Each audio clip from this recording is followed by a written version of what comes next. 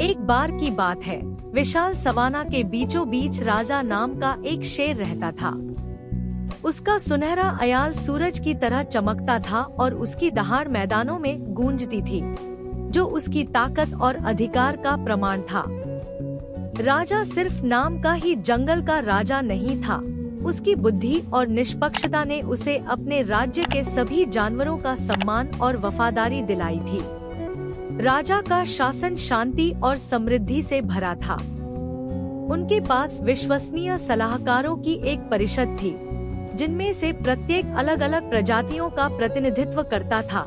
बुद्धिमान हाथी इलेक्ट्रा, फुर्तीला ज़ेब्रा ज़ूरी, चालाक चीता कोपा और बहादुर भैंसा बाका। साथ मिलकर उन्होंने जानवरों के बीच सद्भाव बनाए रखा और यह सुनिश्चित किया कि सभी को खाने पीने के लिए पर्याप्त मात्रा में भोजन मिले, यहाँ तक कि सबसे भयंकर सूखे के दौरान भी। एक दिन सवाना में एक ऐसा सूखा पड़ा जो पहले कभी नहीं हुआ था।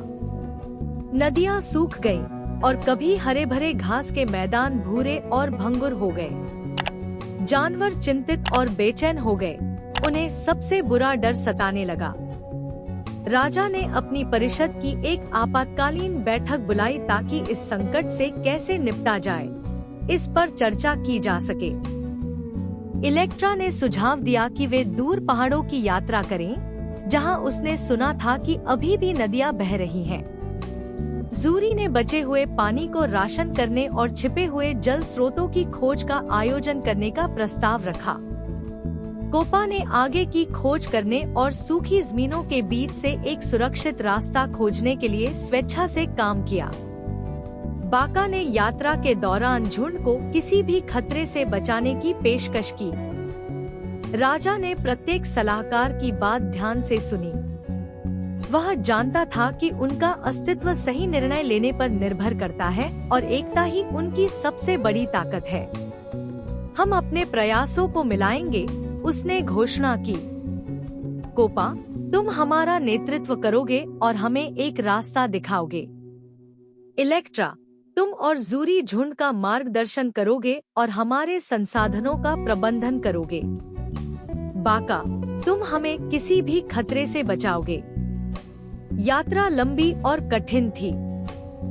सूरज बेरहमी से तप रहा था और शुष्क हवाएं उनकी ताकत को खत्म कर रही थी। लेकिन लायन के नेतृत्व में जानवर दृढ़ संकल्प और उम्मीद के साथ आगे बढ़े। कोपा को रास्ते में छिपे हुए मरुद्यान मिले, जहां उन्हें बहुत जरूरी पानी मिल रहा था। इलेक्ट्रा और ज़ूरी ने जानवरों को संगठित और शांत रखा, जबकि बाका पहरे पर खड़ा था, शिकारियों को दूर भगा रहा था और उनकी सुरक्षा सुनिश्चित कर रहा था। कई दिनों के बाद वे आखिरकार पहाड़ों पर पहुंच गए।